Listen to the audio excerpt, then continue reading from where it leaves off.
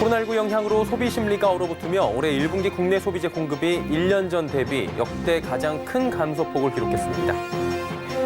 정부가 2034년도까지 운전기간 30년을 맞는 석탄 발전을 모두 폐지합니다. 이에 따라 현재 석탄 발전기 60기 중 절반의 가동이 중단될 예정입니다. JP모건은 한국은행이 코로나19 충격 완화를 위해 내년 1분기까지 두 차례에 걸쳐 기준금리를 0.5%포인트 추가 인하할 것이라 전망했습니다. 국토교통부가 지난 6일 용산에 8천 가구 규모의 주택 공급 계획을 내놓은 뒤 지역 투자 문의가 급증하고 있다고 합니다. 이에 따라 불확실했던 주변 재건축 사업도 탄력을 받을 전망입니다. 센 경제라이브 시작합니다.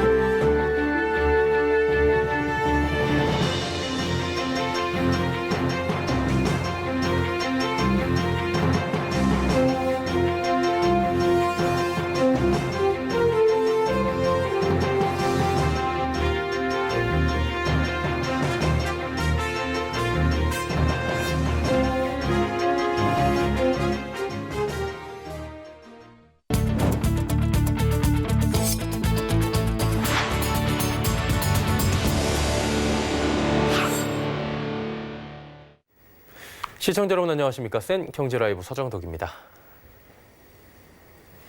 올해 1분기 국내 소비재 공급이 역대 가장 큰 폭으로 감소했습니다. 코로나19 영향으로 소비 심리가 크게 위축된 결과로 풀이됩니다.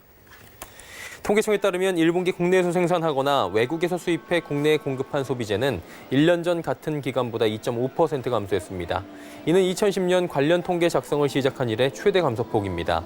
반면 각 산업에서 생산 활동에 사용하는 기계 장비 등을 말하는 자본재 공급은 컨테이너선과 웨이퍼 가공 장비 등을 중심으로 같은 기간 24.9% 늘었습니다.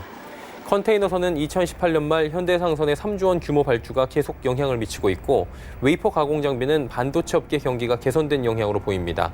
이로써 소비재와 자본재를 합한 1분기 최종재 공급은 7.4% 증가한 것으로 집계됐습니다. 정부가 2034년까지 운전기간 30년을 맞는 석탄 발전을 모두 폐지합니다. 이에 따라 현재 석탄 발전기 60기 중 절반의 가동이 중단되는데요. 전력 부족분은 액화 천연가스로 대체한다는 계획입니다. 정세미 기자입니다. 2034년까지 운전기간 30년이 도래하는 석탄 발전이 모두 폐지되고 원자력 발전은 17기까지 줄어듭니다. 제9차 전력수급 기본계획 워킹그룹은 오늘 서울 강남구 코엑스에서 지난해 3월부터 51차례 회의를 거친 논의 결과를 발표했습니다. 이 계획은 전력수급의 안정을 위해 전기사업법에 따라 2년마다 수립하는 행정계획으로 장기 전망과 설비계획 등이 담깁니다. 이번 초안의 핵심은 석탄 발전의 감축과 LNG의 확대입니다. 먼저 2034년까지 가동 후 30년이 도래되는 모든 석탄 발전기를 없앱니다. 이에 따라 현재 석탄 발전기 60기 중 절반인 30기가 운전을 멈추는데 이 중 24기는 LNG 발전기로 전환합니다. 원전은 2024년에 26기로 정점을 찍은 후 점차 줄여 2034년에는 17기로 감소할 전망입니다. 신재생에너지는 2034년까지 62.3기가와트의 신규 설비를 확충합니다. 이 같은 계획에 따라 원전은 2034년 9.9%, 석탄 발전은 14.9%로 낮아지는 반면 신재생에너지는 15.1%에서 40%로 크게 늘어납니다. 온실가스 배출량 역시 1억 9,300만 톤으로 42.2% 감소할 전망입니다. 서울경제TV 정세미입니다. 글로벌 투자은행 JP모건은 한국은행이 내년 1분기까지 기준금리를 두 차례에 걸쳐 0.5%포인트 추가 인하할 것이라 전망했습니다. JP모건은 오늘 한은이 코로나19 충격을 완화하기 위해 올해 3분기 기준금리를 0.25%포인트 내린 뒤 내년 1분기 0.25%포인트 추가 인하할 것이라 밝혔습니다. 이어 한은의 정책 초점이 실효 하한 이상으로 기준금리를 유지하며 완충 장치를 두는 것보단 디플레이션 우려에 대응하는 식으로 이뤄질 가능성이 크다고 설명했습니다. 다만 금융통화위원회 신임위원들이 전임자들보다 매파적 성향을 보이는 점을 고려한다면 인하 시점은 다소 불확실할 수 있다고 덧붙였습니다. 지난 이틀간 서울 용산 정비창 주변 공인중개업소는 재정비 사업지와 기존 아파트 매수 문의로 바쁜 모습입니다. 지난 6일 국토교통부가 이곳에 8,000가구 규모의 주택 공급 계획을 내놓자 문의가 쏟아지고 있는 겁니다. 발빠른 매수자들은 용산 정비창 주변 재건축 단지나 기존 아파트 동향을 살피고 있다고 하는데요. 지혜진 기자가 전해드립니다. 용산 정비창 부지에 미니 신도시가 들어선다는 소식에 일대 중개업소는 모처럼 바쁜 모습입니다. 창 주변에 노후된 데가 많아요. 서구 이촌동이라든지 한강로 3가라든지 이쪽에 노후된 지역에 대한 투자물이가 코로나 이후로 제일 많아요. 수요자와 투자자 모두 주변 재개발 재건축 매물에 관심을 보이고 있습니다. 이촌 1구역, 이촌 시범 미도연립, 중산 시범 등이 대표적입니다. 정비창 주변의 이촌동 대림아파트, 북한강 성원아파트 등 구축 아파트에 대한 관심도 높아졌습니다. 한 공인중개업소에 따르면 어제 11억 원의 집을 내놨던 이촌동 대림아파트 집주인은 가격 상승에 대한 기대감에 매물을 거둬들이기도 했습니다. 공인중개업소 관계자들은 개발 계획을 환영하는 분위기입니다. 정부가 2021년 말까지 용산 정비창의 도시개발 사업구역 지정을 마치고 2023년 사업 승인을 하겠다고 밝히는 등 그동안 불확실했던 사업이 속도를 낼 수 있기 때문입니다. 이에 더해 주변 재건축 사업도 탄력을 받을 거란 관측이 나옵니다. 다만 일각에선 과거 용산 국제업무지구 사업계획과 비교하며 아쉽다는 반응도 있습니다. 한 공인중개사는 세계적인 명소가 될 수 있는 지역에 아파트만 짓기는 아깝다며 추후 보완책이 마련돼야 한다고 강조했습니다. 서울경제TV 지혜진입니다. 인도 LG 폴리머스 인디아 공장에서 2차 가스 누출이 발생했다는 외신 보도에 대해 LG화학은 사실이 아니라고 부인했습니다. 인도 남부 비사카파트남 LG 공장에서 어제 새벽 스틸렌 가스가 누출돼 주민 11명이 사망하고 약 1,000명이 입원하는 사고가 발생했습니다.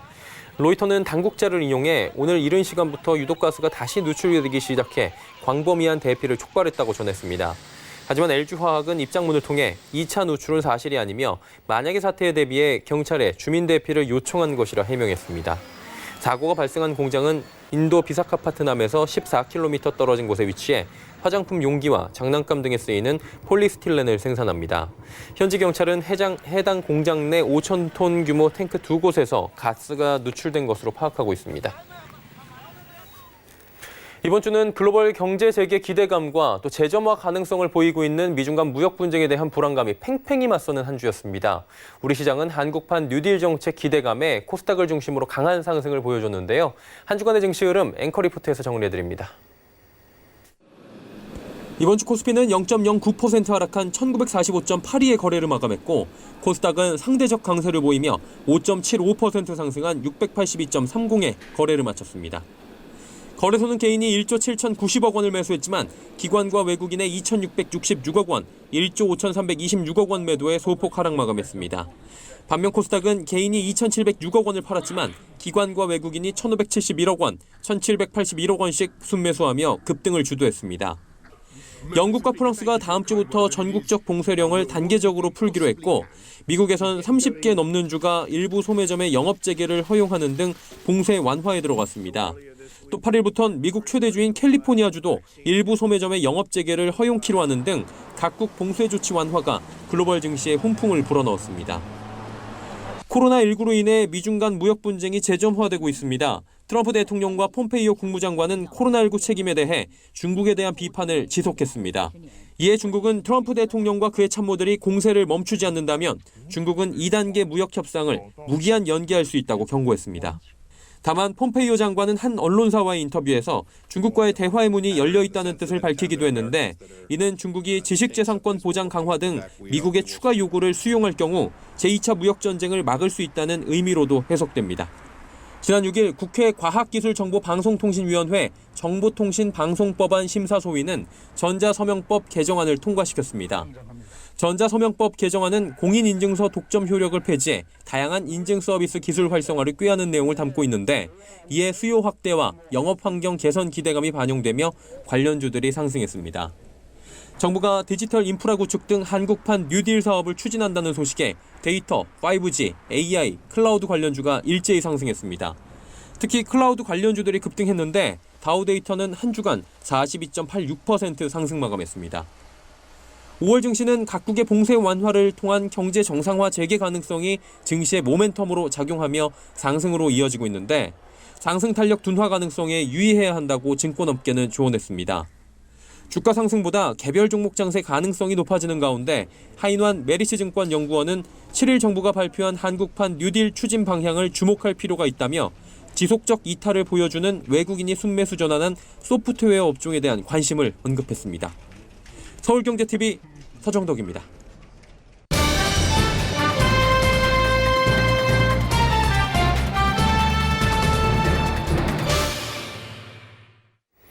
코로나19로 폭락했던 시장이 어느 정도 회복한 뒤에 4월 중순부터는 다시 급락장이 올 것이다. 이런 전망이 대두가 되기도 했습니다.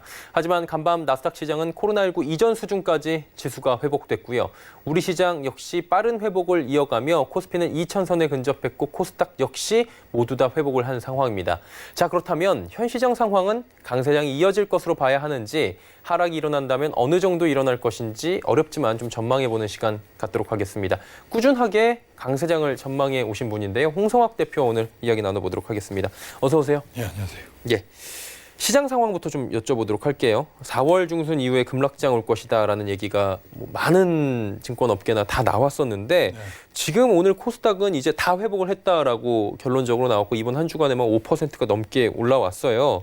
홍 대표께서는 한 3주 전에 저희 방송 출연하셔서도 강세장 이어진다 5월에도 말씀하셨는데 어떻습니까? 계속 이어질 것이라고 지금도 생각을 하십니까? 네, 뭐 계속 지금 시장의 그 상승 탄력은 계속해서 이어질 수밖에 없는 그런 상황인데요.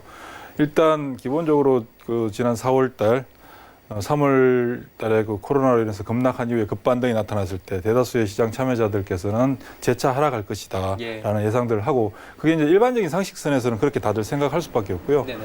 특히 코로나로 급락한 이후에 나타난 급반등의 규모가 폭이 시장 참여자들이 그동안 경험해보지 못했던 단기간 내에 가장 어떤 빠른 어떤 회복들이었고 예. 역시 코로나가 계속 시장을 지배하고 있고 지금도 뭐 다시 또 확진자가 나왔던 부분들처럼 이 코로나로 인해서 발생하게 된 앞으로의 그 경제적인 어떤 부작용 이런 부분들에 대한 우려를 많이 한 거죠. 하고 있으니까 실제 시장 상황이 좋아질 수가 없다라고 다들 예상을 하고 뭐 추가적으로 재하락하고 지난 저점을 확인할 것이다. 뭐 이런 얘기들이 많은데 여기서 이제 대다수 생각하고 있는 부분들은 뭐 거의 대동소이한 부분들이고요. 특히 유가가 굉장히 좀 불안정한 어떤 상황 속에서 시장의 추가적인 어떤 충격은 불가피할 수밖에 없는 걸로 보여졌죠. 여기서 대부분의 시장 참여자들이 관가한 부분이 뭐냐면 시장에 유입된 자금의 성격들인데 한번 주시장의 특성은 한번 자금이 주시장으로 들어오고 나면 잘 빠져나가기가 힘들어요. 이 은행 예금처럼 들어와서 당일 출금할 수 있는 게 아니라 주식을 팔면 3일이라는 시간이 걸리잖아요. 수도 결제일로 인해서 그 사이에 또 주가가 움직이기 때문에 사람들이 마음이 매매에 대응하는 어떤 부분들도 발생하고 자금들이 쉽게 빠져나가지 않는데 중요한 것은 이번 코로나로 워낙 큰 충격을 받았던 시장 거래자분들께서 두려움이 너무 크기 때문에 사전에 주식들을 많이 처분을 했죠. 그리고 주변에서 다 또다시 빠진다고 하니 빠지기 전에 미리 좀 팔아야겠다라고 생각해서 현금을 다 확보해 놓은 상태고 시장 외부에서는 자금들이 계속해서 유입되고요. 기다리고 있는 자금이죠. 그리고 뭐 최근에 주식시장의 자금이 작년 12월 16일 부동산 억제 정책 이후로 한 24조가 유입됐는데 문제는 개인들이 그중에 절반 이상의 금액들을 주식을 매수를 했거든요. 매수를 했음에도 불구하고 고객의 탁금 계속 40조 이상을 유지를 하고 있어요. 그 얘기는 무슨 얘기냐면 개인들이 매수하는 부분에 대해서 매도한 개인들의 자금들이 시장으로 유출되지 않고 시장 내에서 계속 투자의 기회를 찾고 있는 상황이고 좋은 매수의 기회가 오기만을 기다리고 있는 상태인 거죠. 즉 모두가 하락한다고 얘기하고 있는 어떤 그 상황이었지만 실제 시장 내에서는 주식을 팔 수 있는 사람보다 살려고 하는 사람들이 훨씬 더 많이 있는 그러니까 수급적인 어떤 상태에서 수급이 불균형 현상 한쪽이 힘이 강해지면 그 강해지는 쪽으로 방향으로 주가가 움직이게 되는데 실제 대다수의 사람들이 주식시장 안 좋다라고 하는데 저 개인적으로는 뭐 하루에 690개 정도의 종목의 시세를 다 체크를 하거든요. 저희 시스템을 통해서 체크를 하는데 전혀 약해질 수 있는 근거가 부족한 상태예요. 상당히 많은 종목들이 굉장히 강한 어떤 흐름들을 보여주고 있고 문제는 삼성전자를 위시한 시가총액 최상단에 있는 종목들의 모멘텀은 굉장히 좀 부족한 상황이죠. 왜냐하면 가격을 강하게 밀어 올려야 되는데 국내 기관 투자가나 외국인들이 계속해서 적절하게 물량을 줄이고 있는 상태고 삼성전자를 집중적으로 매수했던 개인 투자자분들은 지루하니까 상대적으로 다른 종목들을 올라가는 데 비해서 지루하니까 얕은 등락의 범위. 제가 그것도 뭐 49,100원에서 51,300원, 51,200원, 53,000원 말씀드렸는데 현재 49,100원 기준으로 계속해서 줄을 세우고 있는 상황이거든요. 이런 어떤 움직임들이 전개되면 결과론적으로 지수의 안정을 가져오는 상태. 삼성전자로 인해서 코스피 지수가 안정을 찾게 되는 것이고 주식시장은 항상 지수가 안정되어 있을 때 주식시장의 양대 축이라고 할 수 있는 바이오와 IT 쪽의 종목들이 활발하게 전개될 수 있는 상황들이 만들어지거든요. 돈은 넘쳐나고 있는 상태이기 때문에 그러니까 거기다가 코로나로 인해서 발생했던 경제 위기 상황이 오히려 우리나라 경제 구조에서는 굉장히 위기를 극복하고 오히려 선두에 나설 수 있는 어떤 그런 산업 구조를 가지고 있는 상태에서 그런 종목들에 대한 시장의 거래 집중 현상들은 나타날 수밖에 없고 그게 지금 현실로 계속 나타나고 있는 중이죠, 사실은. 그러면 이제 조금 앞으로 나가올 수 있는 악재를 좀 여쭤보면 사실 이번 하락을 뭐 예견했던 분들은 국제유가 부분을 좀 많이 언급을 했어요. 국제유가가 마이너스를 기록을 했었고 사상 처음으로 지금도 20달러선은 강하게 회복한 뒤 2거래일 연속으로 조금씩 조정이 나오고 있는 상황인데 그다음에 이제 추후에 국제유가가 좀 지난번처럼 급락을 보이거나 여러 가지 좀 롤러코스터를 더 심하게 타지 않을까 이런 걱정이 있을 것 같은데 어때요? 악재로 작용하기엔 이제 좀 약해진 겁니까? 유가가 시장을 지배하는 시기는 지났고요. 유가가 시장을 지배하는 가장 큰 이유는 뭐였냐면 원자재 시장에 투자했던 투자 기관들이 유가의 급락으로 인해서 마진콜을 당하는 거죠. 그래서 강제 청산을 당하게 됨으로써 그 원자재 시장에서 손실난 부분들을 다른 곳에서 메워야 되니까 주식을 팔아야 되는 상황이었는데 지난번에 이제 제가 뭐 계속 말씀드렸던 게 18.9불 굉장히 중요한 가격이라고 말씀드렸는데 18.9불대를 계속 지키다가 딱 무너졌거든요. 무너지면서 어떤 현상이 발생했냐면 그 가격이 무너지게 될 때 원자재 시장에서 자금 흐름에 이상이 생겨서 주식시장에 영향을 미치는 상황이 만들어질 수 있는 부분이 가장 우려됐던 부분이지만 워낙 짧은 시간에 왔다 가버렸죠. 왔다 가버리면서 오히려 원자재 시장의 그 유가의 하락이 시장에 전혀 영향을 주지 않는 상태였고 사실 유가가 하락했던 가장 큰 배경은 코로나 때문이라고 형식적으로 얘기를 하고 있으나 실제 미국이 그동안 셰일가스 업체들이 대량으로 생산함으로써 발생했던 기본적인 공급 우회 시장 그로 인해서 사우디나 러시아의 입지가 약화된 부분들 이 부분들이 사우디와 러시아가 미국을 공격했던 부분이고요. 트럼프 대통령이 그게 가장 취약한 어떤 입장이었던 거죠. 그런데 이제 트럼프 대통령이 유가가 급락함에 따라서 발표했던 게 뭐냐면 미국의 셰일가스 업체들에 대해서 매장되어 있는 매장량에 대해서 자금을 지원해 주겠다라고 발표를 했거든요. 이 얘기는 미국의 셰일가스 업체들한테 그냥 감산하자. 그리고 나는 사우디하고 러시아한테 항복했다라고 표현한 거고요. 대외적으로는 그렇게 얘기는 하진 않지만 실제 진행되는 과정은 그런 상황이었습니다. 그렇다면 유가가 현재 상태에서 물론 기본적으로 수요가 줄어든 상태에서 공급량을 늘릴 수 없는 상황이잖아요. 그렇지만 기본적으로 이제 사우디나 러시아가 원하는 바를 다 취득했기 때문에 사우디가 얼마 전에 이제 감산하겠다고 발표를 했던 것처럼 러시아도 곧 스스로 감산하게 되는 상황으로 가게 되고요. 유가 원유 시장에서 단기적으로 급락했던 가격들에 대한 레이팅 현상이 순간적으로 발생할 수가 있어요. 다만 이제 18.9불이 하단 가격으로 자리 잡고 있었다면 상단 가격은 26불이었거든요. 최근에 25.73불까지도 오고 장중에 26.08불까지도 왔었는데 26불을 넘어서기 위해서는 시간이 좀 필요하고 26불을 넘어서서 30불대 근접하게 되면 유가의 문제는 완전히 사라진다. 그러니까 주식시장에 영향을 전혀 주지 않는 그런 상황이라고 볼 수 있습니다. 이제 마지막으로 환율과 좀 섞어서 전망 좀 여쭤볼게요. 1210원, 19원에서 오늘 마감된 걸로 제가 확인을 했는데 10원대부터 50원대 박스권에서 지금 강하게 움직이고 있긴 해요. 내려오면 좀 주가가 다시 탄력적으로 가고 외국인 수급도 들어오고 그러는데 환율 전망과 함께 투자 전략 함께 좀 들어볼까요? 원달러 환율 우리나라 원달러 환율 장기적으로 놓고 볼 때 1210원이라고 하는 가격이 정말 중요한 가격이거든요. 그래서 1210원 이하에 있을 때는 1210원을 넘어서기가 힘들고요. 1210원 이상에 있을 때는 1210원을 내려오기 힘든 상황인데 최근에도 계속 1210원대 이상에서 왔다 갔다 하고 있는 중인 상황이죠.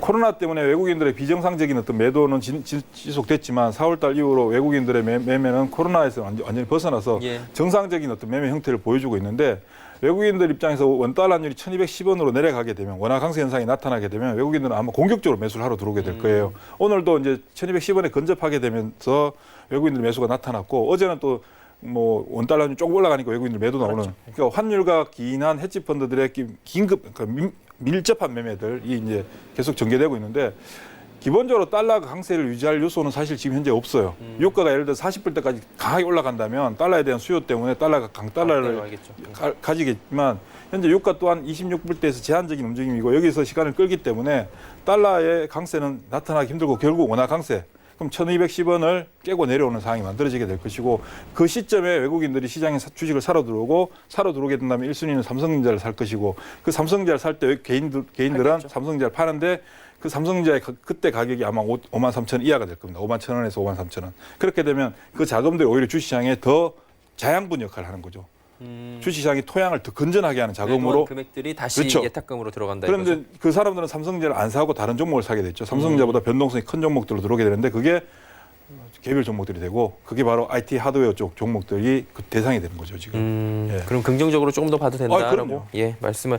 오늘은 시간 관계상 저희가 여기까지만 듣고요. 다음에 또 이야기를 들어보도록 하겠습니다. 더원 프로젝트 홍성학 대표와 이야기 나눠봤습니다. 고맙습니다. 예, 감사합니다.